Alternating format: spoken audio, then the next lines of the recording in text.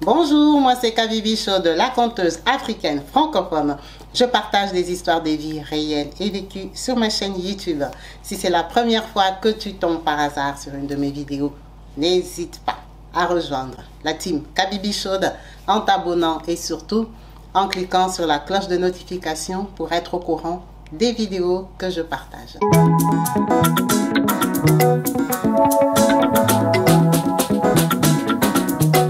Partout dans le monde, sans exception, abonnez-vous sur la chaîne YouTube Kabibi Show TV.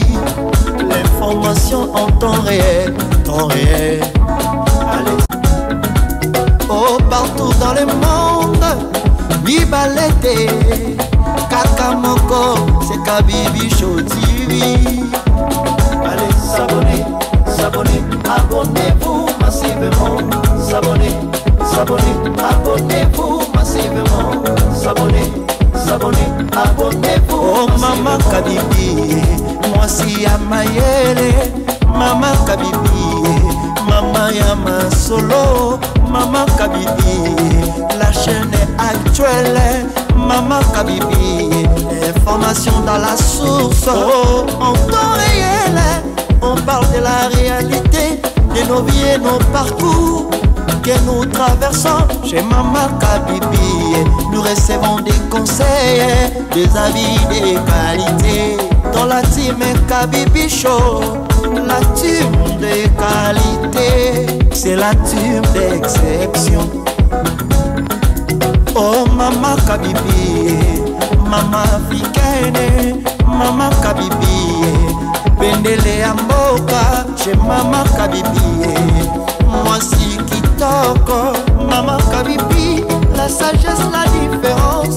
Elle nous parle des histoires réelles, l'histoire vécue, remplie des émotions, avec éloquence classe, la maman de la francophonie, Maman Kabibi, Kabibi Show TV, Maman Kabibi, Maman ya Bana, Maman Kabibi, Maman ya Boboto, Maman Kabibi, Kabibi Show, Kabibi wetwe. La team Kabibi Show TV, Bendele ya Mboka, Topesi Olombonia. Kabibi Show, abonnez-vous massivement, abonnez-vous massivement, abonnez-vous massivement. Topanza sango ya Kabibi Show TV, toyoki na matoi tomoni na miso tondimi, tobeteli yo maboko. La team Kabibi Show, Kabibi Show, Kabibi Show. Abonnez-vous massivement, abonnez-vous massivement, abonnez-vous massivement.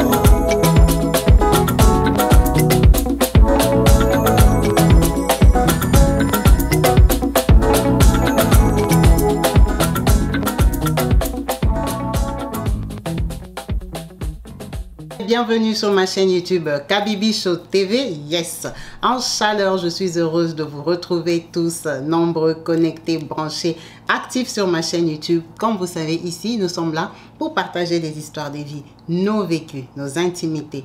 Merci à vous tous qui n'hésitez pas à me contacter sur mon numéro WhatsApp qui s'affiche au bas de la vidéo pour partager vos vies. C'est le but de la chaîne. Nous sommes là, nous sommes une team pour commenter, pour aider toutes ces personnes qui se sont confiées à nous à voir leur situation différemment. Donc, n'hésitez pas à commenter, à écrire des longs textes comme on les aime là, parce que ça encourage, ça fait toujours plaisir de les lire. Et comme vous savez ici, on like les commentaires des autres quand on partage le même avis. On peut se commenter entre nous, on peut donner nos avis, échanger. Ça fait plaisir de lire tout ça et c'est le but de la chaîne. Et c'est ça qui fait notre beauté et notre force sur YouTube.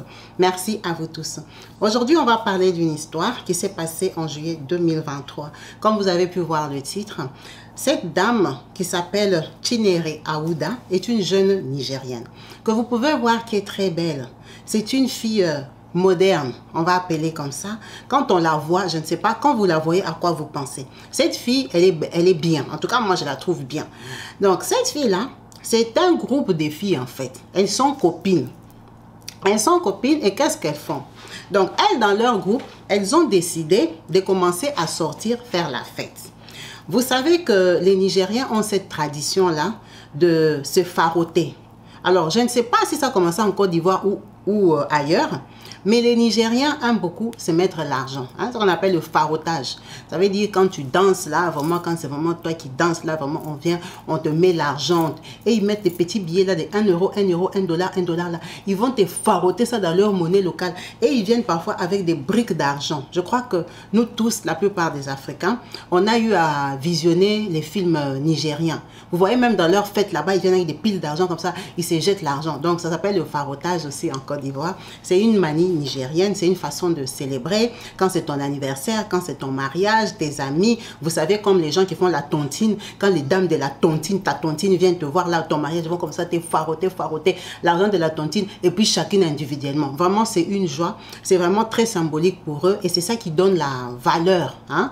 Et ça montre un peu ton niveau. Il y a des fêtes où on farote 10 billets, il y a des fêtes où on farote 500 000 billets. Donc, vous voyez un peu les fêtes se différencient par là. Donc, cette fille ici, avec ses copines, elles avaient l'habitude d'aller en club, en boîte de nuit. Parce qu'en boîte de nuit, il y a aussi des gens qui viennent d'Europe, il y a des gens bien, quand ils ont déjà bien bu là, ils sont saoulés, parfois ils peuvent se faroter. Hey, mon ami, je suis content, vraiment, je te farote même des billets. Elles, c'était ça, leur habitude. Elles partaient comme ça, elles vont ramasser l'argent des farotages. Hein? Vous voyez, l'argent là, parfois ça tombe en désordre, ça va sous les tables et tout ça. Donc elles vont vraiment, elles sont comme des pickpockets, elles vont ramasser. Bon, après peut-être qu'elles allaient aussi en boîte de nuit pour autre chose, mais on a dit que c'était leur habitude avec ses copines. Donc cette fille ici, Aouda, elle est sortie un soir. Elles sont allées dans une grande boîte de nuit. Dans cette boîte de nuit là, ce soir-là particulièrement, c'était un monsieur qui venait de créer sa marque africaine, donc son design. C'était un couturier qui avait parlé avec le propriétaire de la boîte en lui disant que ce soir-là, je viendrai après la sortie officielle qu'il a organisé ailleurs, où vraiment il va faire le défilé, il va montrer ses vêtements et tout ça. Il viendra finir la soirée dans cette boîte de nuit-là, hein, avec ces gens qui l'ont soutenu, qui l'ont accompagné. Donc après avoir fait tous les défilés, tout ce qu'il a fait de beau, donc ils viendront dans la boîte de nuit. Le monsieur était d'accord. Il lui a dit, ok, je te réserve un coin. Vous serez combien? Oh, on sera 20, on sera 30, on sera 45. Toi, garde-moi seulement le bon coin de la boîte de nuit-là. Combien la bouteille? Oh, 100 euros. D'accord, je te mets à 100 euros. Ils se sont convenus. Donc, les filles, elles sont allées en boîte comme dans leurs habitudes. Elles arrivent en boîte et trouvent un mouvement suspect. Tout un coin là-bas, il n'y a pas de clients. Ah, la nuit comme ça, le gars vient tomber. Oh là là, lui-même habillé. Les gens qui sont venus habillés, vous connaissez les Nigériens. Ils sont en train de... Les bruits, vraiment, l'ambiance. Ils sont contents. Ils sont allés dans leur coin là-bas. Il s'est mis au milieu là-bas. Ses amis ont commencé. Farotement. Les DJ ont envoyé la musique. Oh, ça a chauffé. Quand ils se dit, ça c'est quel mouvement? Les gens, ils sont entrés seulement comme ça, l'argent tombe de partout. Elles ont commencé à faire quoi? À se rapprocher, à voler. Elles ont commencé à ramasser système de camouflage pour qu'on ne voie pas qu'elles sont en train de voler. Alors que, elle est la fille ici. On va l'appeler seulement Aouda. Son nom de Chinyerela est trop compliqué. Aouda, elle a volé comme dans ses habitudes. Aouda est en train de voler alors qu'il y a quelqu'un qui est en train de contrôler, qui est en train de regarder, dit, hey, donc la fille, si elle ne se gêne pas, on est en train de faroter notre vieux, notre tonton du quartier. Elle vient là, avec sa robe rouge là, elle commence à voler. Dès que le garçon est venu comme ça, il a chopé que toi tu es en train de voler. Oh non, je ne suis pas en train de voler. Tu es en train de voler et tout ça. Sors de la fête. Donc, qui t'a ramené dans le coin ici? Tu n'es pas une invitée, tu n'es pas venu avec nous. Aouda a commencé à nier. Le temps qu'on pousse Aouda comme ça, pour lui arracher l'argent, Aouda faufilé. Aouda, c'est une fille de la boîte. Elle vient là-bas souvent. Elle avait déjà bien volé l'argent plein dans son sac. Les autres l'ont mis dans les collants, dans les cyclistes. Le garçon, étant que il ne voulait pas la ridiculiser, il ne voulait pas gâcher la soirée. Son ami était en train de danser, le tonton là-bas, les farotements sont en train de tomber. Donc, il ne voulait pas que la fête s'arrête. Juste parce que lui, il a attrapé que Aouda est en train de ramasser l'argent. Elle n'avait pas tout ramassé parce qu'il y avait d'autres argent à côté. Donc, lui, il essaie d'isoler Aouda pour... Le temps qu'il appelle 2-3 personnes là-bas, Aouda faufilé seulement dans la boîte, là, piou, elle est sortie. Ils sont sortis à 3 ou à 4 garçons. Ils ont commencé à suivre Aouda. Aouda, comme elle connaît bien la boîte de nuit là, apparemment la boîte de nuit là, c'est devant un hôtel. Vous voyez, parfois en Afrique, on construit, il y a l'hôtel, il y a le club, hein, il y a la boîte de nuit, et puis les chambres sont derrière, quoi. Il y a les boîtes de nuit en bas, parfois il y a des chambres en haut et tout ça. Cet hôtel-là s'appelle Cosmilia Hotel. Cosmilia Hotel, là, en fait, c'est un hôtel que le gars, il fait plus d'argent en boîte de nuit qu'avec les chambres. Donc, il a déjà un peu abandonné l'entretien de l'hôtel, des chambres et tout ça. Bon, les chambres, il y a encore des clients, mais le derrière de l'hôtel, il y avait une piscine. Et la piscine, ça coûte cher en Afrique. Il faut de l'entretien. Donc, le monsieur, il avait déjà abandonné la piscine là. Donc, la piscine là, il avait déjà vidé, ou ils avaient puisé l'eau seulement pour laver l'hôtel ou faire comment. Il n'y avait plus d'eau dans la piscine. Mais, c'est pas que la piscine était sèche comme le coudron. Vous voyez, quand une piscine, on l'a déjà vidée. Maintenant, dans un petit coin, là, il y a encore un peu d'eau stagnante. Hein? Ça veut dire que toi, si tu connais la piscine, tu vois que la piscine est vide, non? Donc, Aouda savait que la piscine était vide. Maintenant, comme les garçons étaient costauds et que Aouda avait déjà bien volé, elle s'est dit quoi? J'ai faufile. Parce que si je sors sur la grande rue, il y a les voitures, il y a la lumière, il y a les filles debout, les gens qui entrent, qui sortent, on va me voir. Donc, Aouda a tourné derrière l'hôtel. Les garçons l'ont bien vu comment elle a tourné. Ils ont enjambé, malgré qu'ils avaient déjà bu le whisky, ils ont enjambé pour attraper Aouda. Aouda a décidé de, comme c'est un peu noir là-bas, je saute dans la piscine. La piscine est vide, hein? C'est pas qu'elle saute pour nager. Je descends, vous voyez, dans la piscine, il y a toujours un côté qui est un peu plus court que l'autre. Hein? Où tu peux vraiment, s'il y a même les marches, tu peux descendre. Mais c'est un côté quand même que c'est peut-être 1,50 m, 2 mètres maxi. Donc tu peux descendre, hein? On va pas te voir. Donc Aouda a enlevé ses chaussures. Elle a tenu à la main déjà pour courir. Elle avait les talons, plus les sacs à main. Papa, elle a dit, je saute seulement dans la piscine ici, je me cache. Comme il fait noir, ils ne vont pas me voir. Aouda, c'est une habituée de la boîte de nuit. Elle connaît l'hôtel. Parfois, elle parle avec les hommes. Donc, je ne vais pas me cacher dans la piscine. C'est comme ça que Aouda saute dans la piscine. Alors que dans la piscine, l'eau qui stagne là, vous voyez l'eau de piscine qu'on n'a pas enlevée, c'est déjà resté, c'est devenu vert. C'est glissant. Ça, elle n'avait pas calculé. Elle croyait qu'elle va tomber comme dans le sable. Quand elle est tombée comme ça, directement, elle a glissé la tête. Bah! Elle a cogné sa tête par terre.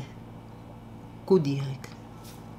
Les garçons là sont venus. Ils ont regardé là-bas dans les noirs. Ils n'ont pas vu des Aouda. Ils ont dit, la fille s'est enfouie. Bon, ce sont de toute façon, ce sont des filles de boîte de nuit. Elles connaissent. En tout cas, ils ont tourné. Et effectivement, la piscine était noire. Ils ne l'ont pas vue. Pourtant, elle est tombée là-bas avec l'argent, avec les sacs et les chaussures. Coup direct. Parti. Les mortes. Les garçons sont partis, ils sont rentrés en boîte de nuit, déçus, ils n'ont pas attrapé, ils ont dit aux gardiens que si vous voyez la fille là, qu'elle n'entre plus, elle a volé l'argent et tout et tout. Ils ont continué la fête jusqu'au matin. Maintenant, les copines d'Aouda voleuses, comme ça dit, depuis qu'Aouda était sortie, elle, on l'avait suivi, mais nous, on ne nous a pas vu. Elle aussi, ils ont volé. Et c'était maintenant inquiète que, Aouda, depuis qu'elle est partie, elle est partie à la maison. J'essaie d'appeler le portable, Aouda ne répond pas. Oh, elle est partie seulement une fois, mais elle peut quand même nous signaler que je ne reviens plus en boîte. Les filles là aussi sont parties chez elle. C'est le lendemain. Quand on vient maintenant faire les ménages, vous voyez les gens qui sortent, qui partent chercher de l'eau, qui passent. Eux, en plein soleil, on voit bien dans la piscine. Mais il y a quelqu'un dans la piscine ici, non? Il était venu se laver comment? Oh, on appelle comme ça. Oh, on vient regarder quelqu'un qui ne bouge pas avec les sacs et les chaussures, qui a déjà tenu l'argent. On appelle la police. La police vient. Tout le monde a peur de descendre parce que c'est glissant. Et tout ça, on récupère les corps d'Aouda. Directement, on l'amène à l'hôpital, il faut identifier. On appelle les gens de la boîte, il y a un crime, il y a quelqu'un dans la piscine. Oh, les gens des gardiens disent, qui? Oh, une fille, oh non. Mais non, la fille là, hier, elle est sortie en courant, il y avait des garçons qui la suivaient. Donc, ces garçons-là sont allés lui faire du mal. C'est comme ça qu'on remonte chez le monsieur qui faisait les farotages, qui est venu faire la fête. Il dit, quelle histoire? Oh non, toi, ta fête, il y avait 3 gars. Et tu dis, quel gars? Du coup, le bruit se passe dans les milieux et il y avait un cherche. Oh. Le gars dit, mais si vous parlez des 3 là, ce sont mes petits. D'ailleurs, ils m'ont raconté qu'il y avait une fille qui avait volé l'argent. Oui, on les cherche. Ils sont partis exterminer cette fille-là. C'est pas possible. Si. Comme il y a crime, il va faire quoi? Il a donné l'adresse. On est parti attraper les 3 garçons là. Ils disent, mais non, nous on l'a suivi, on l'a pas trouvé. Vous l'avez trouvé, vous l'avez fini, vous l'avez jeté dans la piscine. Jamais cette fille-là a fui. Nous, elle est sortie. C'est vrai qu'on est parti derrière, mais on n'a pas vu par où elle est partie se cacher. La police a dit, ok, il n'y a pas de souci. Ce qu'on va faire est qu'on va autopsier le corps. C'est comme ça qu'à l'hôpital, Ils ont autopsié, ils ont compris que c'est un coup. Et la police aussi avait dit comment ils avaient trouvé le corps. Personne n'était descendu pour la toucher. Donc ils ont compris quand ils sont allés regarder le dessin, qu'elle s'est tapé la tête, elle a glissé. Vous voyez, le corps a fait une marque et tout ça. On a dit que non, c'est elle-même qui est tombée dans la piscine. Elle a eu la bonne idée d'aller sauter dans la piscine parce que la position dans laquelle elle est tombée, on ne l'a pas bousculée. Parce que si on l'avait poussée, elle pouvait tomber sur le ventre. Mais elle est tombée par derrière avec son sac et l'argent. Et en plus, là, on a confirmé que les garçons ne lui ont pas fait de mal. C'est parce qu'elle avait l'argent sur elle. Elle avait son portefeuille bien fermé, son portable dedans, son argent des taxis, ses cigarettes, tout était dans son sac, ses maquillages et l'argent volé. L'argent des cyclistes. Mais comment quelqu'un vous avez l'argent parce qu'elle a volé l'argent? Vous allez seulement lui faire du mal, vous ne prenez pas l'argent. Donc du coup, les 3 garçons, ils ont été libérés. Parce qu'effectivement, ils ne l'avaient pas vu, ils ne l'avaient pas touché, ils ne l'avaient pas tapé, il n'y avait pas de coups et blessures. 3 garçons qui t'attrapent, ils ne vont pas juste te prendre te jeter dans une piscine avec l'argent. Ils vont te fouetter, même abuser de toi. Ils peuvent faire ce qu'ils veulent de toi. Déjà, c'est derrière, c'est la nuit. Ils ne te connaissent pas. Donc, ces garçons-là, ils ont été libérés. Les messieurs de la boîte, les filles, là, elles ont tellement pleuré qu'elles sont venues reconnaître effectivement que leur copine avait volé l'argent et que c'est leur façon de fonctionner. Dans cette boîte-là, les gardiens, les serveurs, tout le monde savent que parfois elles piquent l'argent, elles ramassent l'argent des gens. Parce que souvent les gens font des farotages. Mais comme ce sont des filles de joie, des filles qui embellissent quand même l'endroit, hein, les bons tontons quand ils viennent là-bas, ils voient quand même que ce sont des jolies filles. Vous pouvez bien voir que Aouda n'est pas moche. Donc, rencontrer une fille comme ça le soir, c'est pas désagréable. Mais c'était des filles avec de longues mains. Vraiment, ça, ce sont des morts bêtes. Ce sont des morts inutiles. C'est vrai que même si elle avait une vie de débauche, mais elle ne mérite pas quand même de mourir comme ça. Parce qu'il y a des gens qui avaient une vie de débauche, qui se sont repentis, qui ont donné leur vie au Seigneur, qui sont devenus des bonnes personnes avec un témoignage. Donc, ça ne veut pas dire que si quelqu'un est encore dévergondé, a une sale vie, c'est quelqu'un à battre ou quelqu'un à condamner. Chacun a son temps dans la vie. Chacun a sa période. Chacun, tout le monde vient de quelque part. Donc, ça peut être un passage pour être témoigné demain et donner la force aux personnes qui sont encore dans le trou. Donc, moi, je trouve qu'une belle fille comme ça, qui meurt juste parce qu'elle avait volé. L'argent des farotages là, ce n'est pas des 100 euros, 100 euros, 100 euros, non. C'est parfois même, c'est parce qu'en Afrique, la monnaie dévalue. Donc c'est les plus petites monnaies là souvent qu'on utilise. Comme ici en France, on utilise des pièces de 1 euro. Mais imaginez que la pièce de 1 euro est en billet. Donc ce sont des 1 euro, 1 euro. Donc avant que les 100 euros terminent, j'étais déjà mis plein de 1 euro. C'est ça le farotage. Donc même si tu voles beaucoup d'argent comme ça, si c'est trop, c'est 200 ou 300. Dans la monnaie locale. Le Naira n'a pas des grands billets, mais là aussi des très petits billets déchirés, abîmés, anciens. Vous voyez un peu les billets africains, comment ils sont. Donc c'est de l'argent comme ça qu'elle avait volé. Je ne pense pas qu'elle avait volé l'équivalent de 2000, 3000 euros. Non, si c'était beaucoup, c'est peut-être 500 ou 300. Comme on a dit, elle en avait dans son collant, dans son sac et tout. Donc perdre un enfant, perdre une soeur, perdre une copine, dans de telles circonstances, c'est vraiment triste et dramatique. Parce qu'elle aurait pu s'arrêter. Ces garçons allaient lui arracher le sac, la gronder, peut-être même lui arracher son téléphone. C'est pas grave que d'aller se sacrifier comme ça. Et aussi, le vol, ce n'est pas bon. La vie de voler là, ce n'est pas bon. Et on ne vole pas l'argent de tout le monde. Elles avaient l'habitude d'aller là-bas. Elles-mêmes, elles ont reconnu ça avec ses copines. Qu'elles avaient l'habitude d'aller là-bas, ramasser l'argent et tout ça en dehors de ce qu'elles faisaient d'autres dans la boîte de nuit. Mais ces jours-là, elles n'ont pas ramassé l'argent qu'il fallait ramasser. Ce n'était pas un bon argent. Elles ont pris l'argent. Peut-être que, vous voyez qu'il y a des événements, il y a parfois des gens qui ont des mauvais œils. Peut-être c'est quelqu'un qui était venu mettre des mauvais sous à la personne qui dansait là, pour déjà le bloquer. Parce que normalement, c'est pour la personne qui danse. C'est pour la personne qui fait sa cérémonie. C'est son argent que ses amis lui donnent. Peut-être ses amis sont venus lui donner de l'argent pour le bloquer, l'envoûter et tout ça. Toi, tu viens seulement, tu ramasses. Tu viens ramasser un problème qui n'est pas le tien. Tu viens ramasser une condamnation qui ne t'appartient pas. Peut-être la mort qu'elle est partie rencontrer là, ça ne lui était pas destiné. Tout ça, c'est quoi? Quand tu es déjà dans le mal, tu ne peux qu'avoir que des malheurs. Elle est sortie comme tous les soirs, ramassée comme tous les soirs, mais ce soir-là, c'était le soir où il ne fallait pas ramasser. Et en plus, on lui a demandé de remettre. Elle a refusé, elle a fui. Quand quelque chose t'essuie, hein, ça t'essuie seulement. C'est vraiment dommage de perdre une jeune femme comme ça. Sa maman est inconsolable. Même si elle savait que sa fille sortait, mais elle se disait, c'est la jeunesse. Beaucoup de personnes ont fait cette vie-là, aller s'amuser, sortir sans cesse, faire des pickpockets occasionnels et tout ça. Mais avec le temps, les gens s'améliorent. Mais carrément, elle, sa fille, elle est partie. Et c'est fini. En espérant que ça a donné une leçon à ses copines qui sont restées. Parce que ses copines, elles allaient ensemble. Donc normalement, ce sont des personnes qui ne doivent plus rentrer dans cette boîte de nuit-là. Mais malheureusement, pour le propriétaire de la boîte de nuit, la famille de Aouda est allée porter plainte.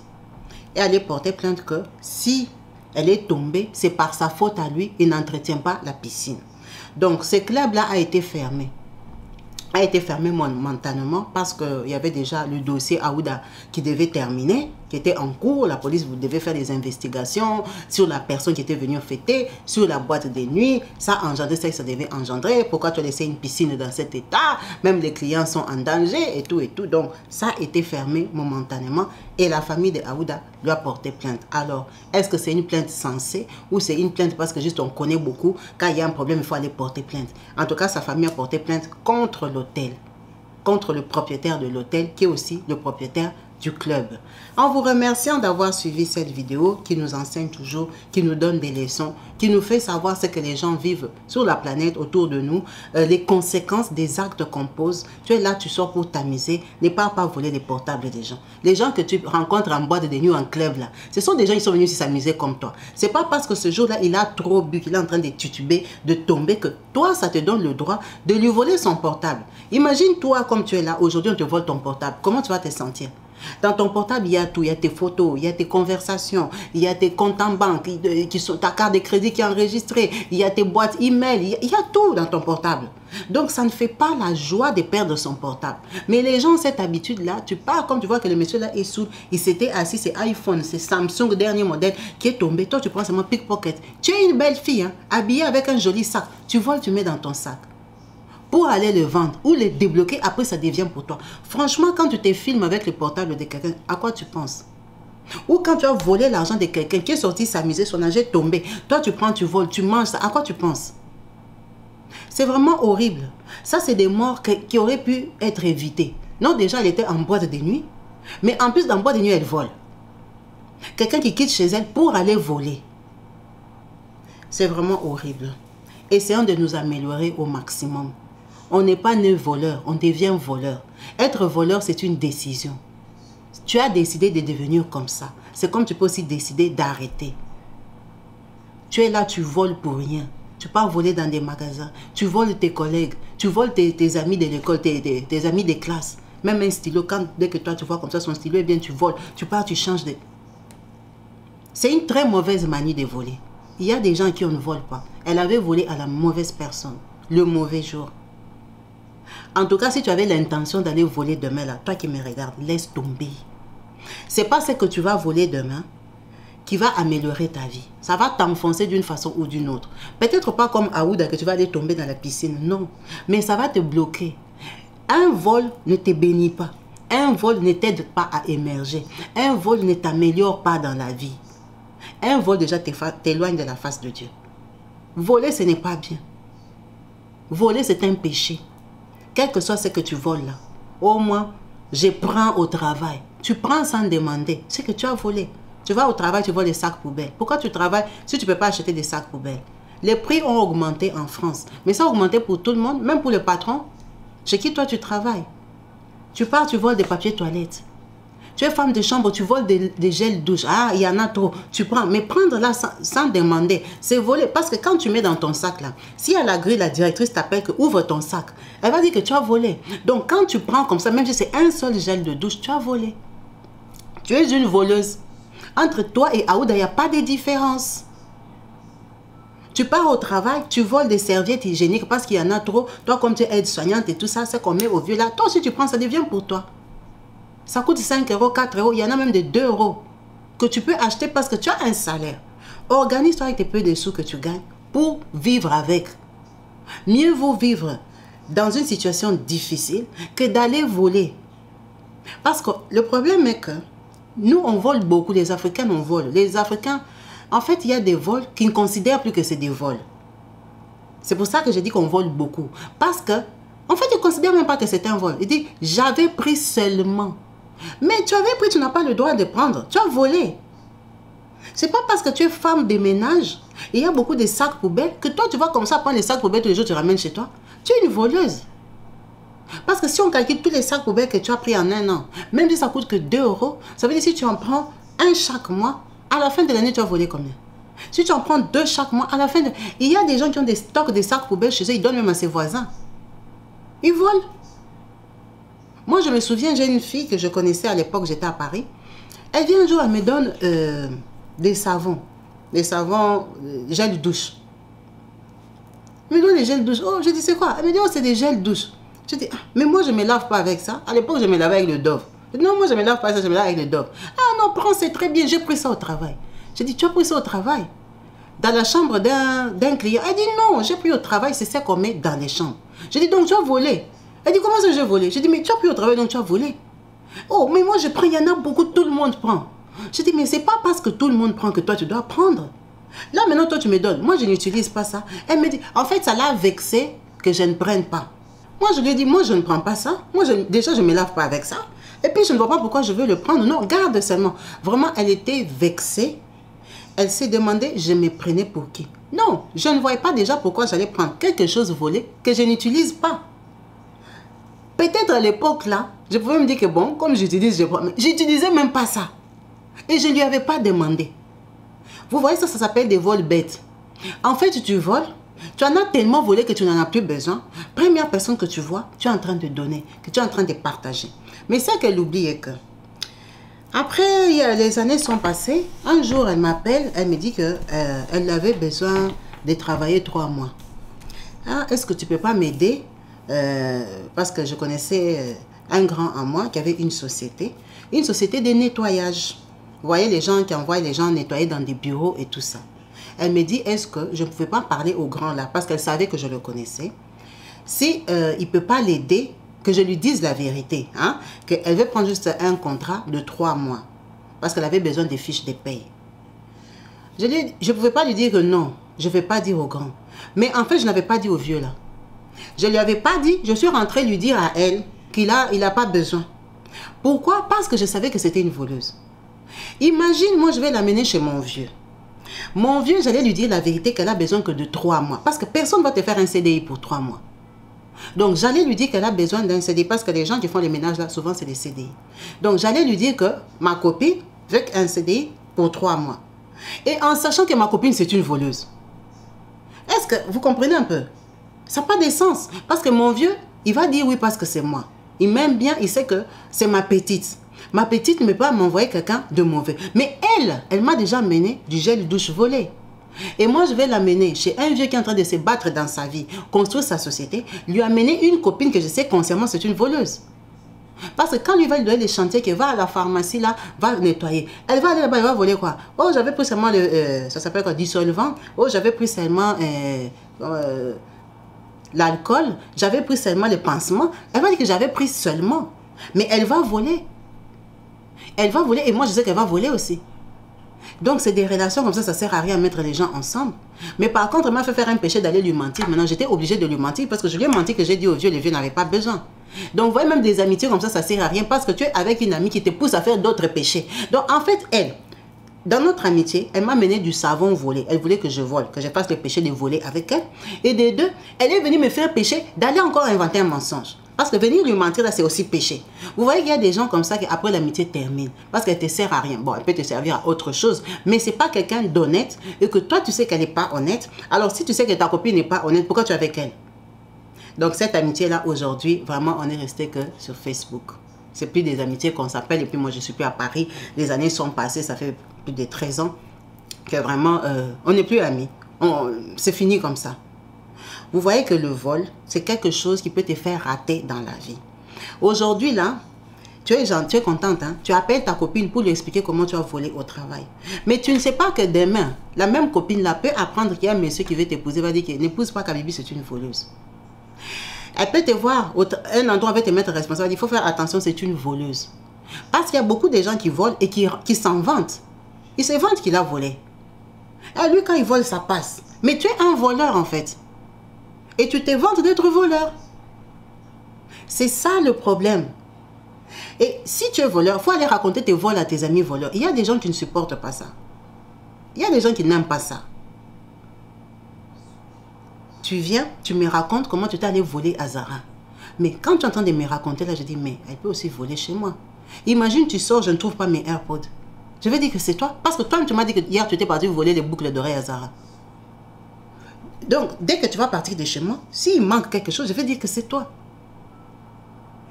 Moi, j'ai déjà rencontré une personne, elle me dit, hé, hey, pourquoi toi tu achètes les boucles d'oreilles? Tu sais pas que tu peux, si tu pars à Zara, tu peux voler les boucles d'oreilles. Tu enlèves seulement comme ça. Non, pas à Zara, à H&M, à l'époque là. Tu enlèves seulement comme ça, tu voles. Pourquoi toi tu achètes les boucles d'oreilles? Donc, toi, tu vas comme ça qui était chez toi.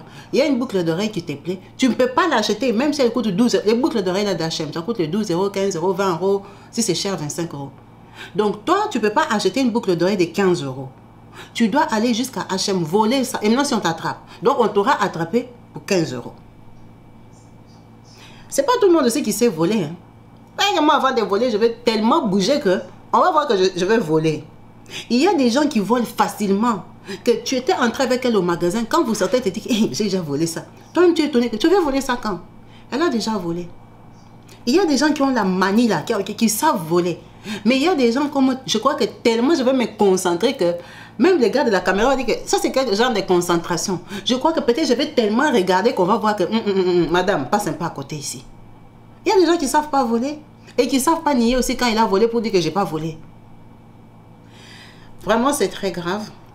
Faisons attention à nos fréquentations, faisons attention aux actes que nous posons. Faisons attention à ce que nous prenons sans demander. Hein? Faisons attention à ce que nous prenons en sachant que ce n'est pas à nous. Ce n'est pas parce qu'on t'a confié un bureau que tous les stylos vont finir là-bas, c'est devenu pour toi. Quand tes enfants manquent les stylos, toi tu vois, ah c'est les stylos de la société. Ça fait quoi? Je travaille les heures sup. Si tu travailles les heures sup, tu vas demander ton argent. Ne prends pas les stylos de tous ces volés. Tu vas aller faire des prières là qui ne sont jamais exaucées. Depuis que j'ai prié, Dieu ne m'entend pas. C'est les sacs poubelles que tu voles. C'est les papiers toilettes que toi tu voles. C'est les confitures que toi tu voles. Les baguettes que tu pars voler au travail là. Parce qu'il y a des gens même que le pain est resté au travail. Va demander à la chef. Si vous savez que votre directrice, votre chef n'aime pas que vous ramenez sa nourriture de son travail chez vous, laissez.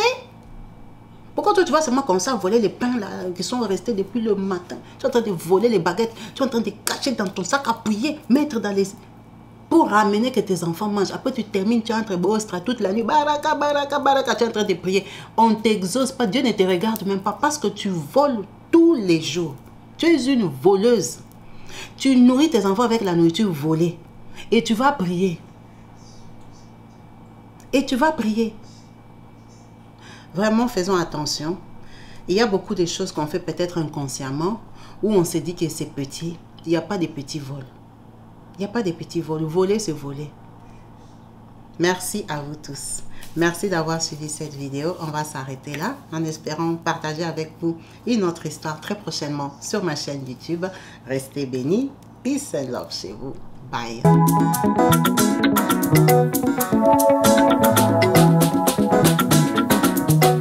Partout dans le monde, sans exception, abonnez-vous sur la chaîne YouTube Kabibi Show TV. L'information en temps réel, Allez. Oh, partout dans le monde, Bibalete, Kakamoko, c'est Kabibi Show TV. Allez, s'abonner, abonnez-vous massivement, s'abonner, abonnez-vous massivement, abonnez-vous.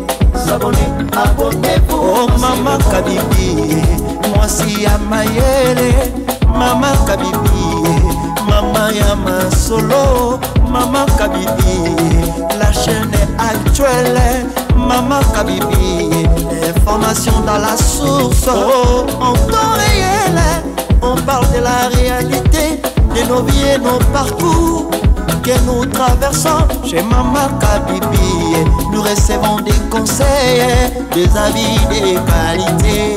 Dans la team Kabibi Show, la team de qualité, c'est la team d'exception.